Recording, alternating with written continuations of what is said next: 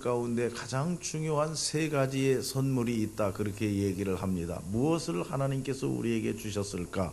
첫째는 엄마를 주신 것, 둘째는 아빠를 주신 것, 셋째 주신 것은 뭐냐 하면은 감사의 마음을 주셨다, 그렇게 얘기합니다.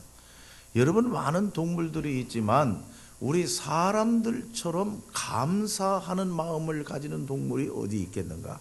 이건 하나님이 우리 사람들에게 특별히 주신 마음이다.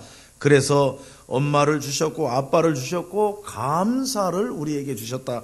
특별한 가장 귀한 선물 세 가지라고 이렇게 이야기를 합니다. 여러분, 오늘 추수감사주의를 맞이했는데 감사는 우리 사람의 스트레스와 질병을 치유하는 최고의 명약이라고 이렇게 얘기했습니다. 그러므로 감사한다고 하는 것은 우리가 보약을 막는 것과 마찬가지라 이렇게 생각할 수가 있습니다. 스트레스도 풀리고 감사할 때 질병도 떠나게 되는 줄 믿으시기를 바랍니다. 그리고 이 세상에서 성공한 사람들을 다 모아가지고 조사를 해봤는데 공통점이 있어요. 세계 곳곳에 성공한 사람들을 모아서 연구해 본 결과 공통점이 뭐냐?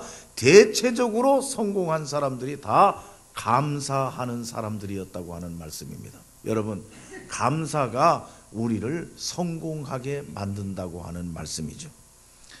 그리고 여러분, 감사하는 마음에는 천국이 있어요. 그러나 여러분, 불평하고 원망하는 것 보세요. 불평하는 마음 속에는 지옥이 자리 잡고 있어요. 천국이 임할 수가 없다고 하는 말씀이에요. 그러므로 감사하는 마음을 가지고 사는 사람은 항상 기쁘고 감사하는 마음은 항상 평안하고 행복할 수밖에 없다고 하는 말씀입니다. 또 감사라고 하는 것은 우리 인생을 맛깔나게 만드는 조미료와 같다고 그렇게 이야기를 합니다. 여러분, 살맛 나는 삶을 살기 위해서는 감사하시기 바랍니다. 감사하지 않고는 행복할 수가 없어요. 감사하지 않고는 우리가 기쁨이 있을 수가 없다는 말씀입니다. 감사해야 기쁘고 감사해야 화평합니다. 그렇기 때문에 감사하는 사람의 삶은 맛깔난다 하는 얘기예요. 다시 말하면 살맛이 난다 하는 얘기예요. 여러분, 그저 세상 그저 마지못해 살고 그저 세상 사는 게 지겹고 세상 사는 것이 원망스럽고 그런 마음이 있으면 여러분 억지로라도 감사하는 마음을 가져보세요. 감사를 찾아보세요. 내 삶의 맛이 바꿔질 줄로 믿습니다. 감사는 영적 생활의 소금과 같다고 이렇게 이야기를 합니다. 다시 말하면 우리가 영적인 삶을 사는 데 있어서 내 영적인 삶이 참으로 건강하고 내 영적인 신앙생활의 삶이 더욱더 행복한 신앙생활이 되려면 감사부터 시작해야 돼요. 감사하지 않고는 내 신앙생활이 행복할 수가 없다 하는 말씀이에요. 그러므로 이 감사라고 하는 것은 내 영적 생활의 소금과 같다. 여러분, 소금이 많으면 죽어요. 그렇다고 해서 소금이 없으면 그것도 죽어요. 적절한 소금은 맛을 내는 거예요. 행복하게 해주는 거예요. 또한 여러분, 감사라고 하는 것은 우리가 마음의 얼굴을 화장하면서 마무리하는 끝손질과 같다, 이런 말이 있습니다. 다시 말하면 우리 여성들이 화장을 할 때 가장 중요한 게 뭐냐? 마지막 마무리입니다. 끝손질을 잘해야 됐다, 이렇게 생각할 수가 있습니다. 그러니까 이 감사라고 하는 것은 내 마음을 화장하는 거예요. 내 마음을 아름답게 만드는 거예요. 그래서 그 마음의 광채가 얼굴을 향해서 나는 거예요. 그러니까 여러분, 내 마음의 얼굴을 화장하는데 마지막 끝손질이 뭐냐? 감사하는 마음을 가져라 하는 얘기예요. 그래야 마음이 얼굴이 화장이 잘 되고 그 마음의 얼굴의 화장이 잘 돼야 내 얼굴로 나타나는 화장도 잘 될 수 있다 하는 말씀이에요. 끝손질, 마무리다 하는 얘기예요. 그리고 여러분, 감사의 공이라고 하는 것은 반드시 던지면 부메랑이 돼서 되돌아온다고 하는 말씀이죠. 내가 감사하는 마음을 가질 때에 상대방도 나에게 감사하는 마음을 가질 수 있다고 하는 말씀입니다. 저는 이렇게 감사에 대해서 생각하면서 특별히 오늘 이 감사주의를 맞이하면서 감사에는 세 가지 종류의 감사가 있구나, 그런 생각을 해봤어요. 첫째는 어떤 종류의 감사냐 하면은 그래서 감사합니다. 우리 한번 따라 합시다. 그래서 감사하다. 이게 가장 기초적인 감사예요. 가장 기본적인 감사입니다. 왜냐하면 건강해서 감사합니다. 누구나 다 할 수 있어요. 건강하면 감사하지 않은 사람이 어디 있습니까? 내가 건강해서 감사합니다. 내가 성공해서 감사합니다. 내가 합격해서 감사합니다. 내가 치료돼서 감사합니다. 내가 복 받아서 감사합니다. 이게 바로 그래서 감사예요. 이것은 감사의 가장 기초적인 단계예요. 복 받고 감사하지 않을 사람이 있습니까? 건강이 회복되고 질병이 치료돼서 감사하지 않을 사람이 누가 있겠느냐? 다 감사할 수 있어요. 그 정도의 감사는 그래서의 감사예요. 그 단계를 뛰어넘어서 어떤 감사가 있느냐? 그래도 감사가 있어요. 그래도. 따라합니다. 그래도. 이건 한 차원 높은 감사예요. 다시 말하면 병들어도 감사합니다. 실패했어도 감사합니다. 불합격됐어도 감사합니다. 안 돼도 감사합니다. 마지막에 가서는 죽어도 감사합니다. 이 감사는 그래서의 감사보다는 한 단계 차원 높은 감사다, 이렇게 말씀드릴 수가 있다고 하는 말씀이에요. 다 잘 돼서만이 감사가 아닙니다. 안 돼도 감사하는 겁니다. 건강해서만 감사하는 게 아니라 병들어도 감사합니다. 치료받고 있으면서도 하나님 감사합니다. 이게 얼마나 높은 신앙의 차원이냐는 얘기예요. 그런데 여기 그래서 감사, 그 단계를 뛰어넘어서 그래도 감사, 그 단계를 훌쩍 뛰어넘으면 또 무슨 감사가 있느냐? 그러니 감사합니다가 있어요. 따라합시다. 그러니. 그럼 이 그러니는 뭐냐 하면은 이것은 미래형의 감사라고 말할 수가 있습니다. 다시 말하면 아직 성공하지 못했어요. 근데 성공할 것이니 감사합니다. 아직 병 낫지가 않았어요. 그러나 나을 것이니 감사합니다. 아직 합격하지 않았어요. 근데 합격할 것이니 감사합니다. 이제 우리가 내일부터 부흥성회를 하는데 은혜 받아보고 감사해야 되겠다. 그건 그래서의 감사예요. 그 단계를 뛰어넘어서 우리는 어떤 감사해야 되느냐? 그러니 감사. 그 감사는 뭐냐? 하나님이 은혜를 주실 것이니 감사. 할렐루야. 그러한 자세와 그러한 믿음을 가지고 감사의 물을 준비하고 우리가 부흥성회를 기다리고 말씀을 사모하고 기도할 때 하나님은 그 심령에 은혜를 부어 주실 줄로 믿습니다. 성공할 것이니 감사합니다. 그리고 또 치료될 것이니 감사합니다. 아직 치료되지 않았어요.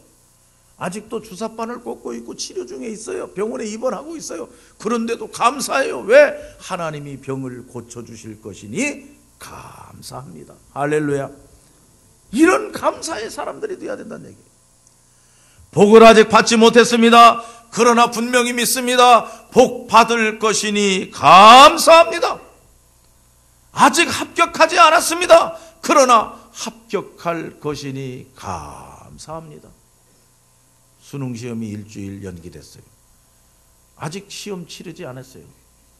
그런데 그러한 가운데서 감사해요. 왜냐? 좋은 성적을 거두게 하실 것이니 감사합니다. 그런 감사의 찬양, 그런 감사의 신앙이 우리에게 있어야 된다는 거예요. 아직 잘 된 것이 없습니다. 그러나 잘 될 것이니 하나님 감사합니다. 이게 얼마나 신앙 높은 차원의 감사냐 하는 말씀입니다. 여러분, 오늘 우리는 추수감사주의를 보내고 있습니다. 여러분은 어떤 감사입니까? 그래서 감사입니까? 아니면 그래도 감사입니까? 아니면 그러니 감사입니까? 오늘 이 본문 말씀에 보면은 예수님께서 예루살렘으로 가고 계십니다. 사마리아와 갈릴리 사이를 지나가고 계시는데 거기 10명의 나병 환자가 있었습니다. 그들이 예수를 만나서 멀리 서서 소리를 질렀다고 했어요. 왜 멀리 섰느냐? 여러분, 그 당시의 율법으로는 나병이 걸린 사람은 성한 사람들에게서 100보 이상 떨어져야 돼요. 그게 그냥 쉽게 말하면 한 100m쯤 떨어져야 돼요. 그 100m 안에 들어오면 돌로 쳐 죽여도 그 사람은 죄가 되질 않아요. 나병 환자가 성한 사람들의 100m 안쪽으로 가까이 왔다, 그건 언제나 죽여도 상관이 없는 거예요. 그러니 오늘 여기 10명의 나병 환자가 멀리 서서 소리 높여 우리를 불쌍히 여기소서 간절히 하나님께, 예수님께 부르짖고 있어요. 우리를 불쌍히 여겨주세요. 오늘 이 성경 말씀을 여러분 가만히 보시기를 바랍니다. 예수님의 행동이 어떤 행동이었습니까? 그 10명의 나병 환자들에게 가까이 가셨습니까? 가까이 가신 것도 없습니다. 그들에게 무슨 약을 발라주었습니까? 약 발라준 것도 없습니다. 그들의 머리에 손을 얹고 기도했습니까? 그것도 없습니다. 그들의 문둥병, 나병이 있는 그 살갗을 예수님이 문질러주고 만져주셨습니까? 전혀 그런 거 없습니다. 그러면 말씀으로라도 네 병이 나았다 말씀한 일이 있습니까? 그것도 없습니다. 오늘 여기 본문 말씀에 보면 소리를 높여서 우리를 불쌍히 여기세요. 우리의 병을 고쳐주세요. 이 나병 환자 10사람이 소리쳤어요. 그때 예수님께서 하신 말씀은 딱 한 가지. 가라. 제사장들에게 가서 너희 몸을 보이라. 그 당시의 법으로는 나병 환자가 깨끗이 치료를 받으면 그걸 제사장들에게 가서 보여서 합격해야만 성한 사람들 속으로 들어갈 수가 있었어요. 그런데 아무런 행동도 하지 않으신 예수님께서 그 10명의 제자들에게 가서 너의 몸을 제사장들에게 보이라 하는 얘기는 나았다, 네 병이 다 나았다 한 얘기예요. 근데 여러분, 오늘 이 말씀을 보시기 바랍니다. 그들이 가다가 그랬어요. 가다가. 그러니까 예수님께서 가라, 제사장들에게 가라라고 하는 말씀이 떨어졌을 때 나았느냐? 그렇지 않아요. 그대로예요. 그러나 이 나병 환자들에게 가라, 제사장들에게 가서, 제사장에게 가서 너희 몸을 보이라. 그대로 갔어요. 가다가. 이게 중요하지 않습니까? 따라합시다. 가다가 병이 깨끗이 나았다 하는 얘기예요. 병이 깨끗이 나은 10명의 나병 환자 가운데서 오직 한 사람, 사마리아 사람이라고 했습니다. 이 사마리아 사람이라고 하는 것은 개 취급받는 사람이에요. 사람들 센다고 하면 사람의 숫자에 들어가지 않는, 유대인들이 그처럼 무시하는 사람들이에요. 그 무시하는 사람들 가운데서 한 사람, 오직 한 사람, 사마리아 사람 하나만 그 몸이 깨끗이 나아서 그게 감사해서 하나님께 찬양과 영광을 돌리고 예수님에게 와서 감사합니다. 한 사람만 감사했어요. 오늘 여기 말씀에 제일 밑에 말씀에 보면 19절 말씀에 그에게 이르시되 일어나 가라, 내 믿음이 너를 구원하였느니라. 여기 말하는 구원은 영적인 구원을 얘기하는 거예요. 10명의 나병 환자가 있었는데 10명 다 육적인 구원은 받았습니다. 나병은 깨끗이 나았습니다. 그러나 그 10명 가운데서 온전히 한 사람만 영적인 구원, 죄에서 사함을 받은 거예요. 그래서 영과 육이 다 구원을 받았어요. 이것을 가리켜서 온전한 구원이라고 말할 수 있어요. 한 사람만 온전한 구원을 받았다 하는 얘기예요. 오늘 우리는 이러한 말씀을 보면서 여러분, 어떤 믿음이 이렇게 온전한 구원을 이룰 수 있느냐 하는 얘기입니다. 우리가 물질적인 복을 받고 건강의 복을 받고 이 땅에서 육적인 복을 받는 건 다 받을 수 있어요. 그러나 여러분, 중요한 것은 영적인 구원도 받아야 됩니다. 육적인 구원도 받아야 되지만, 육적인 축복도 받아야 되지만, 우리가 영적인 축복도 받아야 된다는 게 중요하다고 하는 말씀이에요. 육과 영의 모든 복을 다 받아야 돼요. 이렇게 육과 영의 모든 복을 받을 수 있는 믿음이 어떤 믿음이냐 하는 얘기예요. 오늘 저는 이 본문의 말씀을 가만히 보니까 13절 말씀에 여러분 이렇게 말씀하고 있어요. 다시 말하면 하나님께 부르짖는 믿음입니다. 예수님을 만나 예수님께 부르짖었어요. 부르짖었다고 하는 것은 기도했다고 하는 말씀이에요. 여러분 어떤 믿음이 우리에게 필요합니까? 간절히 기도하는 믿음이 필요합니다. 하나님께서 이루어 주실 것을 믿고 하나님은 가능하심을 믿고 하나님께서는 하실 수 있다고 하는 것을 믿고 하나님 앞에 간절히 부르짖고 기도하는 것, 여기서부터 우리의 신앙이 출발되는 거예요. 여러분 기도한다고 해서 그게 대단한 믿음, 대단한 신앙을 내가 가졌다고 교만해서는 절대로 안 돼요. 내가 기도한다, 출발했어요. 신앙. 거기서부터 신앙이에요. 가장 차원이 낮은 믿음이에요. 그러니까 오늘 여기 말씀해 보면은 10명의 나병 환자가 멀찍이 서서 100m 이상 떨어져서 가까이 가지 못하고 예수님의 소리를 듣고 예수님을 만나고 예수님을 향해서 부르짖었다, 간절히 기도했다고 하는 말씀이에요. 여러분 우리를 영과 육으로 온전히 구원하는 비결은 우리가 하나님 앞에 부르짖고 기도하는 믿음에서부터 출발됨을 믿으시기를 바랍니다. 기도해야 돼요. 하나님은 하실 수 있습니다.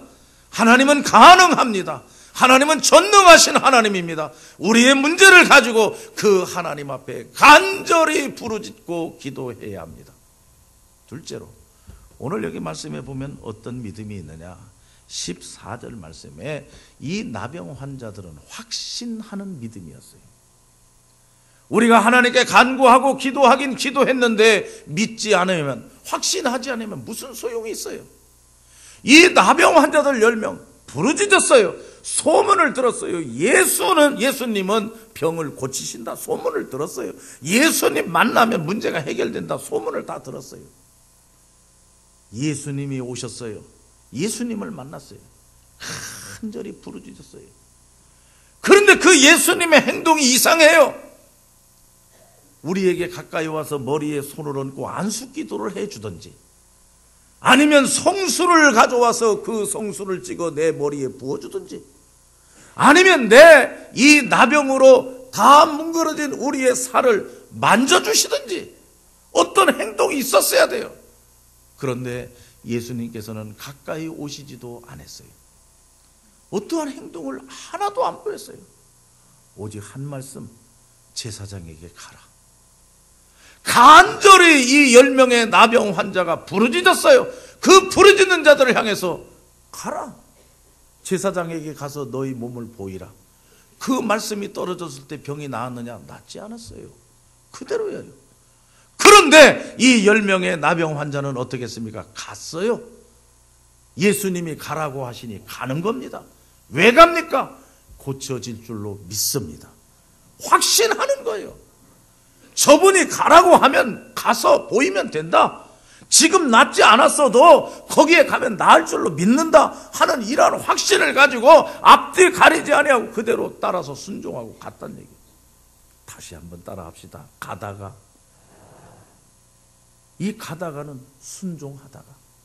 순종하다가 병이 다 나은 거예요. 이것은 가다가 나았다는 거예요. 확신했다는 거예요. 저분의 말씀이면 고쳐질 줄로 내가 믿는다. 저분의 말씀만 순종하면 된다 하는 확신의 믿음, 그 믿음이 이 나병 환자를 고치는 구원의 믿음이 될 수 있었다고 하는 말씀이죠. 마지막으로 오늘 여기 말씀해 보세요. 10명의 나병 환자가 있습니다. 다 똑같이 병이 나왔습니다. 그런데 오직 한 사람, 사마리아 사람만 다시 돌아오는 겁니다. 왜 돌아왔습니까? 하나님께 찬양을 돌리고, 이건 하나님이 하셨습니다. 하나님께 영광 돌리고 예수님에게 와서 감사합니다. 감사할 줄 알았다는 얘기예요. 감사하는 신앙, 감사하는 믿음, 이것이 바로 온전한 구원의 완성이라고 하는 얘기죠. 여러분, 우리가 아무리 하나님께 복을 받았어도 감사할 줄 모르면 그것은 복의 완성이 될 수가 없다고 하는 말씀이에요. 오늘 여기 말씀 보세요. 19절 말씀에 그에게 이르시되 일어나 가라. 내 믿음이 너를 구원하였느니라. 내 믿음이 너를 구원하였느니라 라고 하는 이 축복의 선언은 마지막 감사한 사람에게만 돌아간 거예요. 9명에게는 돌아가지 않았어요. 9명도 병은 나았어요. 그러나 영적인 복은 받지를 못했어요. 그러나 마지막 한 사람, 이 사마리아 사람만은 감사하는 사람이었고 그에게만은 예수님께서 내 믿음이 너를 구원하였느니라. 하나님 예수님께서 영적인 구원을 이루어 주셨다고 하는 말씀이죠. 하나님께 찬양하고 하나님께 감사하고 하나님께 영광 돌리는 자만 받을 수 있는 복이에요. 여러분, 오늘 추수감사절을 맞이해서 우리의 감사는 어떤 감사입니까? 그래서 감사합니까? 아니면 그래도 감사합니까? 아니면 이루어지지는 않았지만 이루어질 것을 확신하고 그러니 감사합니다. 어떤 감사를 지금 여러분 드리고 있느냐는 얘기예요. 여러분의 감사는 어느 단계에 있습니까? 하나님께 부르짖는 믿음의 단계입니까? 아니면 확신하는 믿음의 단계입니까? 아니면 더 나아가서 감사하고 찬양하는 그 감사의 단계까지 갔느냐 하는 얘기죠. 여러분, 오늘 우리는 이 추수감사절을 맞이해서 정말 이 10명의 나병 환자 가운데에서 영과 육이 다 구원받은 그 구원의 믿음을 소유한 그 사마리아인의 그러한 믿음을 우리도 본받고 오늘 진정으로 하나님께서 우리에게 베풀어 주신 은혜를 생각하면서 감사하는 추수감사절이 되기를 간절히 바랍니다. 기도하십시다.